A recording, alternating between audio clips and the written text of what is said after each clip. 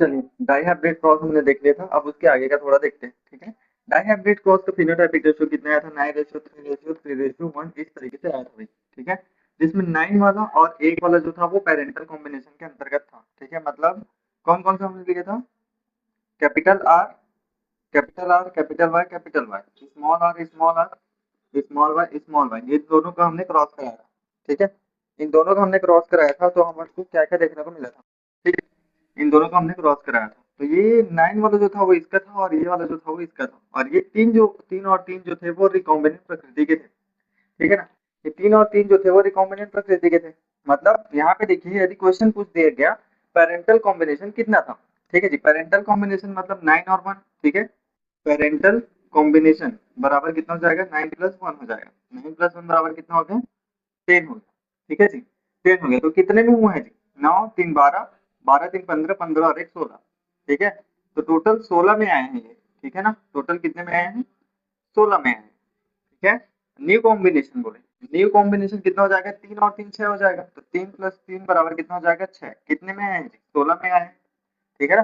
16 में आए। अब यहाँ पे देखते हैं, अब आपको पूछ दिया गया कि लगभग 500 बीजों में, ठीक है जी, या 800 बीजों में या 500 बीजों में या 1000 बीजों में पेरेंटल कॉम्बिनेशन कितने मिले, ठीक है। या 1000 बीजों में, 500 बीजों में अपन को न्यू कॉम्बिनेशन वाले बीज कितने मिले, ठीक है। तो उससे कैसे करना पड़ेगा, डायरेक्ट मल्टीप्लाई कर देंगे, ठीक है। देखो, जैसे मान लो, जब पूछ दिया 16 है तो किससे भाग जाएगा, 8 से जाएगा, ठीक है। तो हम लोग यहाँ पे 800 सीट्स ले लेते हैं, ठीक है जी। 800 सीट्स में कितने कॉम्बिनेशन से जाएंगे, ठीक है जी। 800 सीड में कितने पेरेंटल कॉम्बिनेशन बनेंगे और 800 सीड में कितने न्यू कॉम्बिनेशन बनेंगे, ठीक है। तो यहाँ पे देखिए कैसा हो जाएगा, इसको 8 से भाग देते हैं, 8 दूनी 16, ठीक है। 2 तिया 6, 100 तिया 300, ठीक है। 300 यदि ये बना है 800 में, तो 500 ये बनेगा, है ना।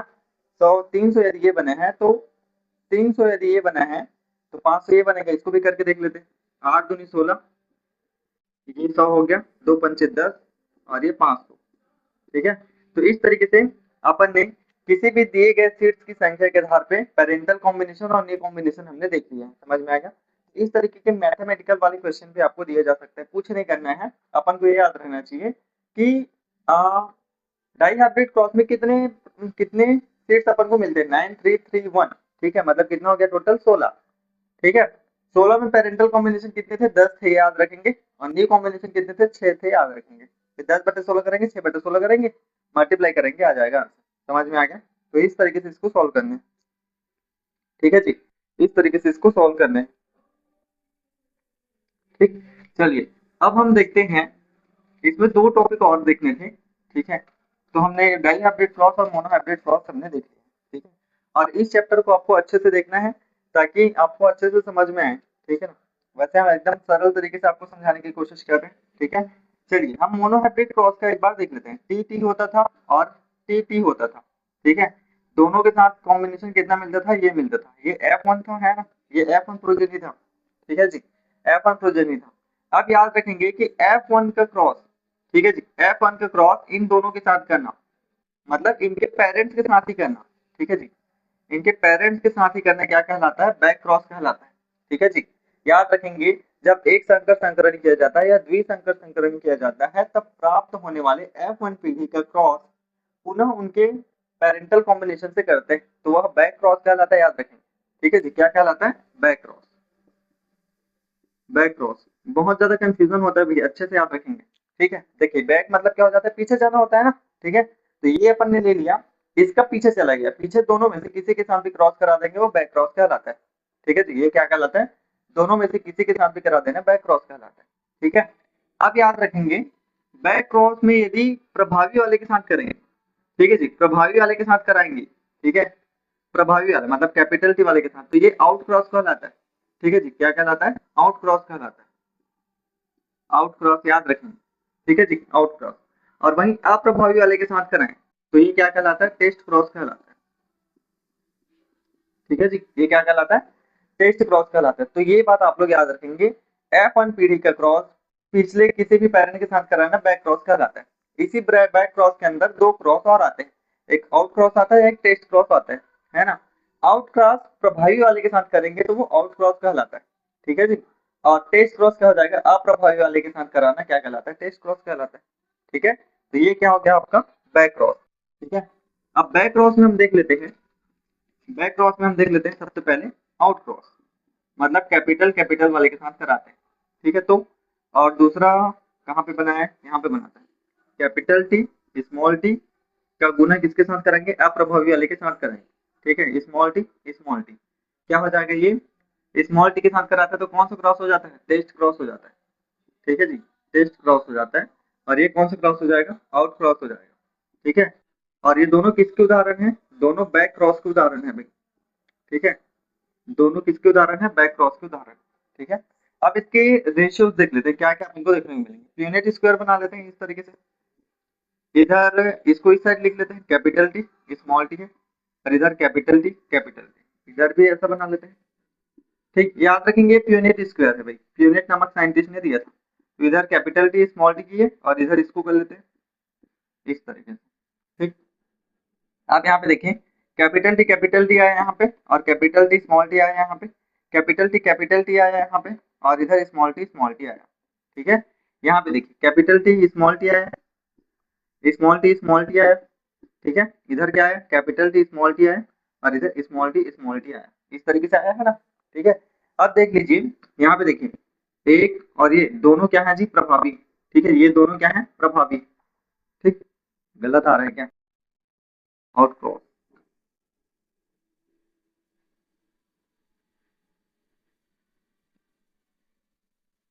सही तो आ रहा है,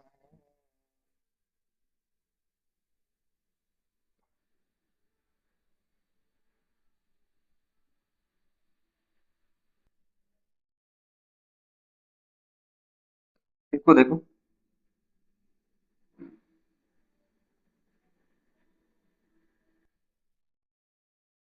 गलत हो रहा है क्या, सही तो हो रहा है।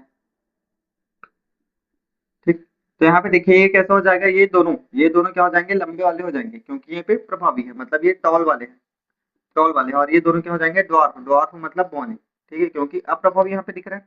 ठीक है, ये दोनों टॉल वाले हैं और ये दोनों ड्वार्फ वाले हैं। ठीक है, तो टॉल वाले का रेशियो कितना है, टॉल वाले का रेशियो कितना है, एक और दो है, तो दो ठने हो गया। और ड्वार्फ वाले कितने हैं, ड्वार्फ वाले कितने हैं, एक और दो है। ठीक है, तो दोनों का जीनोटाइपिक रेशियो कितना हो गया, phenotypic ratio P R, phenotypic ratio कितना आ गया, 1:1। ठीक है, जीनोटाइपिक रेशियो भी सेम सेम है, देखिए एक दो दो दो। ठीक है, दो और दो, तो दो दो करेंगे तो जीनोटाइपिक रेशियो भी कितना आ जाएगा, 1:1 आ जाएगा। ठीक है, तो ये बात याद रखेंगे, टेस्ट क्रॉस में या बैक क्रॉस में हमेशा रेशियो कितना आता है, 1:1 आता है। ठीक है जी, 1:1 आता है, ये बात आपको याद रखनी है। ठीक है जी, टेस्ट क्रॉस में या बैक क्रॉस में हमेशा रेशियो कितना आएगा, 1:1 आता है, ये बात आपको याद रखनी है। ठीक है,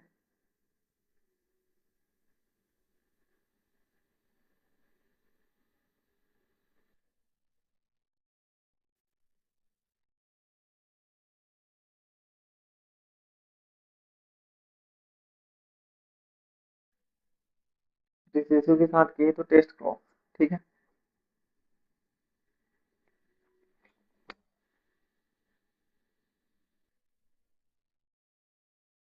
यहाँ पे गलत हो रहा है ना, एक यहाँ पे गलत हो गया, इसी वजह से मैं सोच रहा था यहाँ पे क्या गलत हुआ है। ठीक है, कैपिटल टी है तो कैपिटल टी यहाँ पे आना चाहिए। ठीक है, अब यहाँ पे देखिए इसका फिनोटाइपिक रेशियो देखिए, फिनोटाइपिक रेशियो। ठीक है, शुद्ध लंबे कितने हैं, कैपिटल टी दो ठने हैं, संकर लंबे कितने हैं, दो ठने। ठीक है, तो इसका भी फिनोटाइपिक रेशियो कितना आ गया, 1:1। और जीनोटाइपिक रेशियो कितना हो जाएगा, ये भी दो ठने ये भी दो ठने हैं। ठीक है, दो दो तो कितना आ जाएगा, 1:1 आ जाएगा। ठीक, तो ये आपका क्या हो गया, ये आपका क्या हो गया जी, बैक क्रॉस। बैक क्रॉस में हमेशा अनुपात कितना आता है, 1:1 आता है, 1:1 आता है, ये बात आपको याद रखना है। ठीक है, इसके अलावा 1:1 किस में आता है, 1:1 आपका बैक क्रॉस हो गया या टेस्ट क्रॉस हो गया। ठीक है, आगे हम पढ़ेंगे कोडोमिनेंस अप्रभाविता। ठीक है जी, कोडोमिनेंस अप्रभाविता और अपूर्ण प्रभाविता में भी 1:1 देखने को मिलता है। ठीक है जी, अपूर्ण प्रभाविता में भी 1:1 देखने को मिलता है। ठीक है, तो ये बात अपन को याद रखनी है और ये सारी बातें आगे आने वाली है फिर से। ठीक है, तो हमेशा याद रखना बैक बैक क्रॉस यदि आपके एग्जाम में पूछ दिया, 3 नंबर के क्वेश्चन में पूछा जाता है, तो बैक क्रॉस पूछ दिया तो आपको हमेशा याद रखना है बैक मतलब पीछे जाना है। ठीक है जी, बैक क्रॉस मतलब पीछे जाना। F1 पीढ़ी का क्रॉस किसी भी पेरेंट के साथ कराना ही बैक क्रॉस कहलाता है। ठीक है, बैक क्रॉस के दो प्रकार होते हैं, एकदम डिटेल से लिखना। ठीक है, बैक क्रॉस के दो प्रकार होते हैं, एक पहला आउट क्रॉस, दूसरा टेस्ट क्रॉस। ठीक है। टेस्ट क्रॉस मतलब अप्रभावी जनक के साथ यदि कराया जाता है, मतलब इसके साथ कराएंगे तो टेस्ट क्रॉस हो जाएगा, और इसके साथ कराते हैं तो क्या हो जाएगा, आउट क्रॉस हो जाएगा। दोनों का जीनोटाइपिक और फिनोटाइपिक रेशियो कितना आता है, 1:1 आता है, 1:1 आता है। ठीक है, इतना ही लिखना है। और जो भी ये डायग्राम है, इसी डायग्राम से आपको हिंदी में समझ में आ जाएगा सारा चीज, जो यहाँ पे कर रहे हो वही सारी चीजें लिखनी रहती है। ठीक है, तो बायोलॉजी का वही सबसे बेस्ट है चीज है कि जो भी लिखना रहता है वो चित्र को देख के ही लिखना रहता है। तो जब कभी भी आप पढ़ें तो चित्र को देख के ही समझिए, प्रोसेस ऑटोमेटिक समझ में आ जाएगा। इसको बिल्कुल याद करने की जरूरत नहीं है। ठीक है, ये ग्राफ याद रहना चाहिए बस। ये आ गया, इसके साथ किया तो आउट क्रॉस, इसके साथ किया तो टेस्ट क्रॉस, दोनों को एक साथ क्या कर दिया गया, बैक क्रॉस कर दिया गया। सारा चीज प्रैक्टिकली एकदम मैथमेटिक्स टाइप का ही है। 1:1 आ रहा है, 1:1 आ रहे हैं। किसी भी तरीके से याद करने की, रट्टा मारने की कोई जरूरत नहीं है, ना टेस्ट क्रॉस को, ना मोनोहाइब्रिड क्रॉस को, ना डाई हाइब्रिड क्रॉस को। ठीक है, बस ये याद रखना कौन सा होमोजाइगस है, कौन सा हेटेरोजाइगस है। ठीक है, ये सारी चीजें आपको याद रखनी है। ठीक, होमोजाइगस मतलब समान समान है तो होमोजाइगस। ठीक है, और असमान है तो क्या हो जाएगा, असमान है तो क्या हो जाएगा, हेटेरोजाइगस हो जाएगा। ठीक है, ठीक है भाई, तो ये चीजें आपको याद रखनी है। ठीक, ये चीजें क्या करनी है, आपको याद रखनी है। ठीक है, और ये देखिए, ये जो टेस्ट क्रॉस आपको दिख रहा है, ये जो टेस्ट क्रॉस आपको दिख रहा है, ये क्यों इंपॉर्टेंट है। ठीक है, ये क्यों इंपॉर्टेंट है कि यदि आपको कोई भी फिनोटाइपिक दे दिया, ठीक है, यदि आपको कोई भी फिनोटाइपिक रेशियो दे दिया गया कि जो पौधा मिला है वो टॉल है, ठीक है जी, पौधा मिला है वो टॉल है, ये फिनोटाइप है ना, ये क्या है जी, फिनोटाइप है। अब इसके दो तरीके के हो सकते हैं, एक तो हो सकता है कैपिटल टी हो सकता है जी, और एक तो ये हो सकता है।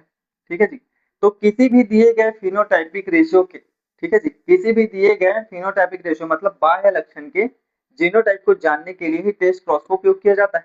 ठीक है जी, क्या किया जाता है, टेस्ट क्रॉस को उपयोग किया जाता है, ये बात आपको याद रखनी है। ठीक है, किसी भी दिए गए फिनोटाइपिक रेशियो के जीनोटाइप को ज्ञात करना कि वो समयुग्मजी है कि विषमयुग्मजी। ठीक है जी, होमोजाइगस है कि हेटेरोजाइगस, इसी को ज्ञात करने के लिए, ठीक है, फिर से देखो, टेस्ट क्रॉस क्या हो जाता है, किसी भी दिए गए फिनोटाइप के लिए, किसी भी दिए गए फिनोटाइप मतलब बाह्य लक्षण के लिए, जैसे लंबे पौधा है, ठीक है, तो उसका जीनोटाइप क्या है यही जानने के लिए टेस्ट क्रॉस का उपयोग किया जाता है। ठीक है जी, यही जानने के लिए क्या किया जाता है, टेस्ट क्रॉस का उपयोग किया जाता है। आप देखेंगे कैसे कैसे किया जाएगा। ठीक, ठीक है, तो देखो, यहाँ पे देखो, फिनोटाइपिक अपन को याद करना है। ठीक, अब यहाँ पे देखो, यदि अपन को दे दिया, यदि अपन को क्या दिया है, टॉल दिया है। ठीक है, यदि अपन को क्या दिया है, टॉल, अब इसका फिनोटाइप अपन को ज्ञात करना है, हमको पता ही नहीं है क्या है ना, है ना, हमको पता नहीं है कि ये टॉल कैपिटल टी वाला है, स्मॉल टी वाला है। ठीक है, अब हम क्या करेंगे, टॉल के दो सप्लीमेंट हो सकते हैं, दो प्रोजेनी हो सकते हैं, पहला कैपिटल टी, दूसरा स्मॉल टी इस तरीके का हो सकता है ना। अब टेस्ट क्रॉस क्या बोलता है, टेस्ट क्रॉस ये बोलता है कि एफ वन पीढ़ी का क्रॉस अप्रभावी के साथ कराना। ठीक है जी, एफ वन पीढ़ी का क्रॉस अप्रभावी के साथ कराना क्या कहलाता है, टेस्ट क्रॉस कहलाता है। तो देखिए यहाँ पे, ये कैपिटल टी है, अब इसका क्रॉस किसके साथ करेंगे, स्मॉल टी के साथ कराएंगे। ठीक, इस तरीके से, तो ये कैपिटल टी, टेस्ट क्रॉस क्या कहता है, अप्रभावी जनक के साथ क्रॉस कराना, तो अपन ने अप्रभावी जनक के साथ क्रॉस करा दिया इस तरीके से। ठीक है, अब क्यूनेट स्क्वायर बना लो जी, इस तरीके से, इस तरीके से यूनिट स्क्वायर बना देते हैं, इधर स्मॉल टी लिख देते हैं, इधर कैपिटल टी लिख देते हैं।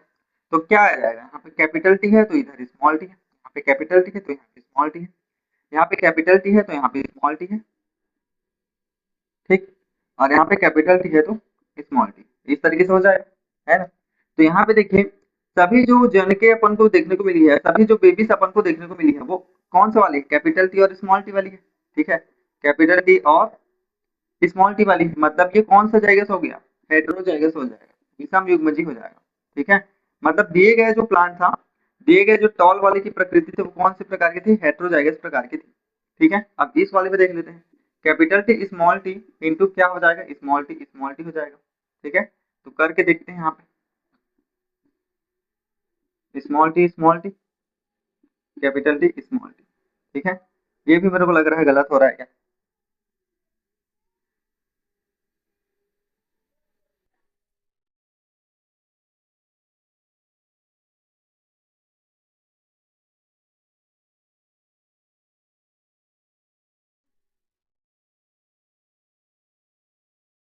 ठीक है, यहाँ पे थोड़ा सा दिक्कत है, यहाँ पे थोड़ा सा दिक्कत है, हाँ?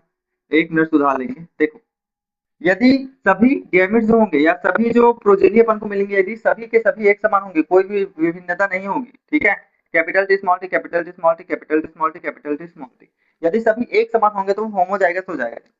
ये सभी एक समान होंगे तो क्या हो जाएगा, होमोजाइगस। ठीक है, सभी एक समान होंगे तो होमोजाइगस हो जाएगा। ठीक है जी, सभी एक समान होंगे तो होमोजाइगस हो जाएगा, ये बात याद रखेंगे। ठीक है, और सभी अलग अलग हो जाएंगे तो हेट्रोजाइगस हो जाएगा। ठीक, यहाँ पे देखिए कैपिटल टी स्मॉल टी, तो यहाँ पे क्या आ जाएगा, capital T small T small T small T capital T small T, और यहाँ पे स्मॉल टी स्मॉल टी। ठीक है, यहाँ पे देखिए ये दोनों एक समान है लेकिन ये दोनों अलग अलग है। ठीक है जी, ये दोनों एक समान है लेकिन ये दोनों अलग अलग है, इसलिए क्या हो जाएगा, हेट्रोजाइगस हो जाएगा। ये क्या हो जाएगा, हेट्रोजाइगस हो जाएगा। ठीक है, हेट्रोजाइगस। तो इस तरीके से हमने टेस्ट क्रॉस के माध्यम से प्रोजेनी का या पेरेंट्स का अपने क्या देख लिया, कॉम्बिनेशन हमने देख लिया कि दिए गए जो टॉल वाला दिया था, जो फिनोटाइप अपन को दिया था, वो किस प्रकार का था, प्रभावी वाला था कि अप्रभावी वाला था। ठीक है ना, प्रभावी वाला था कि अप्रभावी वाला था। तो इस तरीके से मैथमेटिकल वाले क्वेश्चन भी आपको दिए जा सकते हैं। ठीक है, जैसे क्वेश्चन दे दिया कि निम्नलिखित बीज का फेनोटाइप गोल और पीला है। ठीक है जी, गोल और पीला है, तो उसका जीनोटाइपिक रेशियो क्या होगा, कुछ नहीं करेंगे, टेस्ट क्रॉस कर देंगे। ठीक है, यदि किसी पौधे का लंबेपन का गुण है, यदि किसी पौधे का लंबेपन का गुण है तो उसका जीनोटाइप रेशियो अपन को बताइए, तो क्या करेंगे, अपन टेस्ट क्रॉस कर लेंगे। ठीक है, तो टॉल है तो दो तरीके का हो सकता है, कैपिटल टी स्मॉल टी, दो तरीके से हो सकते हैं। हम जानते हैं टेस्ट क्रॉस क्या कहता है, बैक क्रॉस कराना है। टेस्ट क्रॉस कहता है कि अप्रभावी के साथ क्रॉस कराना है, तो हम अप्रभावी के साथ क्रॉस करा लेते हैं। ठीक है जी, अप्रभावी के साथ क्रॉस करा लेते हैं। अप्रभावी के साथ क्रॉस कराया लेकिन सभी सेम आए हैं, सभी सेम आए हैं, है ना, सभी सेम आए हैं, सभी सेम आए हैं तो क्या हो जाएगा, होमोजाइगस हो जाएगा, समयुग्मजी हो जाएगा।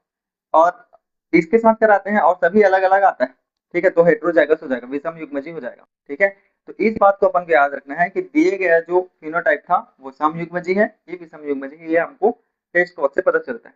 ठीक है, तो जब कभी भी आपको टेस्ट क्रॉस का क्वेश्चन दिया जाता है, ठीक है, तो खाली टेस्ट क्रॉस वाला आंसर ही नहीं लिखना है, 1:1 ऐसा नहीं लिखना है। उतना लिखने के बाद यदि आप टेस्ट क्रॉस का महत्व भी बता देते हैं, ठीक है, कि दिए गए फिनोटाइप का जीनोटाइप ज्ञात करने के लिए टेस्ट क्रॉस का उपयोग किया जाता है, तो वहां पे एग्जामिनर बहुत ज्यादा खुश हो जाएगा।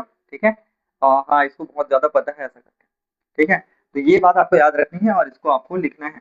ठीक है, समझ में आ गया। तो अपन ने क्या देखा, टेस्ट क्रॉस देखा, हमने बैक क्रॉस देखा। बैक क्रॉस में क्या हो जाता है, किसी भी F1 पीढ़ी का क्रॉस पेरेंट के साथ करना बैक क्रॉस कहलाता है। बैक क्रॉस दो प्रकार के होते हैं, आउट क्रॉस और टेस्ट क्रॉस। टेस्ट क्रॉस क्या हो जाएगा, अप्रभावी के साथ क्रॉस कराना टेस्ट क्रॉस कहलाता है, प्रभावी के साथ क्रॉस कराना आउट क्रॉस कहलाता है। ठीक है, ये दोनों के दोनों बैक क्रॉस के उदाहरण है, ये बात आपको याद रखनी है। समझ में आ गया जी, ये दोनों F1 ये दोनों बैक क्रॉस के उदाहरण है, ये बात आपको याद रखनी है। समझ में आ गया।